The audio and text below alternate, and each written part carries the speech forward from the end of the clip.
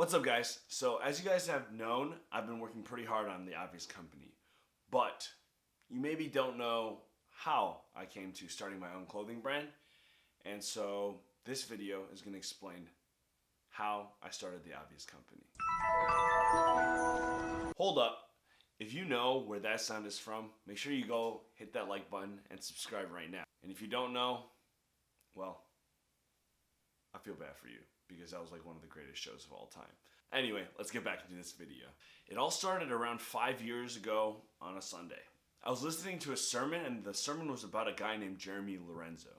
Now, if I remember correctly, the sermon went something along the lines of this. Jeremy didn't have any fashion experience, but he had a vision from God. And what happened next was he leveraged everything that he had to make this vision come true. Now, his brand isn't a Christian brand. It just happens to be a combination of two things that he's really passionate about: God and fashion. So at that time, I was kind of having an internal struggle. So my idea about fashion and, even what to wear was changing, and culture was changing as well. Back then we used to wear jeans that had like open, flared, pants, openings or something. But then culture had started to shift towards skinny jeans or joggers or things that taper at the end. I also realized that maybe wearing free t-shirts wasn't the best look. And I also realized that how clothes fit on you was like a really important part of wearing an outfit. But I had a major problem.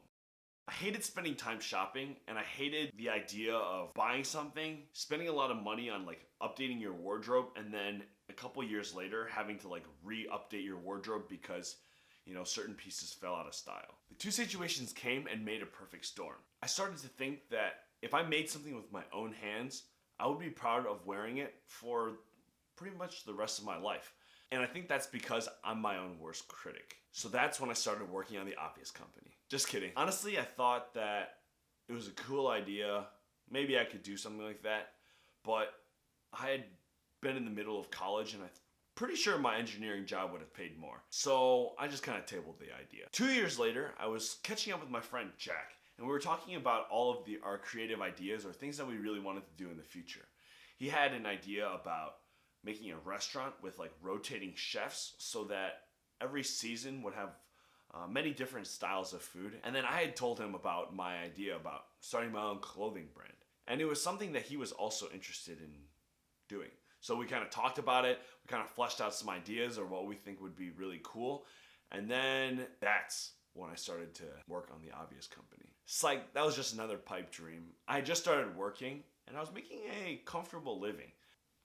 And I was just kind of too busy and too tired after work to work on anything on the side. So, didn't really do anything after that. It was just a good conversation. Now, at that time, everybody was kind of joking about starting your own clothing brand. That was the side hustle that everybody was talking about. So, even though it was kind of a meme, I still really wanted to make one. Now, every time I got unsatisfied at my job, I always came back to two ideas.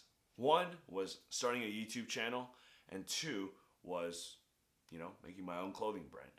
So a year after I had my conversation with Jack, I started The Obvious Company. LOL, just kidding. Actually, my first original idea was something that I can't really tell you right now, but it requires a lot more experience in the industry before I can make it happen. Spent a lot of time, planning it out, thinking about the marketing, thinking about all of how it would be done. Ran into a lot of issues that I couldn't quite figure out. And so I kind of tabled that idea, and I just kept working at my job. But it was at this point when I started to really consider, how do I make my dream not a meme? How can I get experience in this industry and eventually do something that really inspires me, which is to help people. So I put every single one of my brain cells into thinking of what I could do to get more experience in an industry that I pretty much knew nothing about. And this is when I started The Obvious Company. No, seriously, that's actually when I started The Obvious Company. So I started it while I was working full time, and it was just exhausting.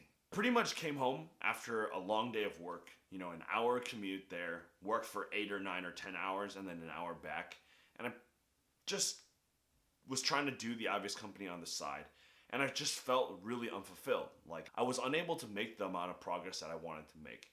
And I was just exhausted and I just wanted to come home and rest. Doing YouTube and working on my clothing brand just became an itch that I couldn't scratch. And eventually it just drove me crazy.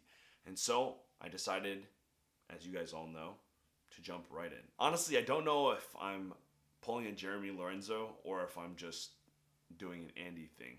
But I hope you enjoy kind of seeing all the major events that kind of led me to really taking a major step forward into trying to make the obvious company a thing. And you're probably wondering, like, why did you come up with the obvious company? Well, that's another video for another time.